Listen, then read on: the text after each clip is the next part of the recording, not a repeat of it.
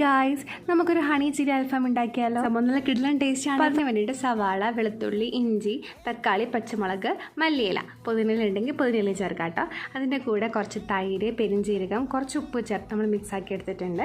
ഇനി ഈ അരപ്പിലേക്ക് മുളക് പൊടി, മല്ലിപ്പൊടി, മഞ്ഞൾപ്പൊടി, കുരുമുളക് പൊടി, കുറച്ച് മസാലപ്പൊടി, പിന്നെ കുറച്ച് ഉപ്പൊടി ചേർത്ത് കൊടുത്തതിന് ശേഷം ചിക്കൻ നന്നായിട്ട് മിക്സ് ചെയ്തിട്ട് ഓവർനൈറ്റ് ഫ്രിഡ്ജിൽ വെക്കാം. അപ്പോൾ ഇത് ഉണ്ടാക്കുന്നതിന് കുറച്ച് മിനിറ്റ് നന്നായിട്ട് മിക്സ് ചെയ്തതിന് ശേഷം നമുക്കിത് ഉണ്ടാക്കിയെടുക്കാം. നമ്മൾ എയർ ഫ്രയറിലാണ് ഇട്ട് വെക്കുന്നത്. ഒരു 100 ഡിഗ്രി സെൽഷ്യസിൽ 45 മിനിറ്റ്സ് വെക്കുന്നുണ്ട്. ഒരു 10 മിനിറ്റ് കഴിഞ്ഞതിന് ശേഷം നമ്മൾ കുറച്ച് ഓയിലൂടെ സ്പ്രെഡ് ചെയ്ത് കൊടുക്കുന്നുണ്ട്. ഇപ്പം ചിരിക്കാൻ കാരണം വേറൊന്നുമല്ല, ഞാൻ ചിക്കൻ തിരിച്ചിട്ടപ്പോൾ നീരജുവെ കിടക്കുന്നുള്ളത് കണ്ടിട്ട് ആൾ ഭയങ്കരമായിട്ട് ചിരിക്കാണ് കേട്ടോ.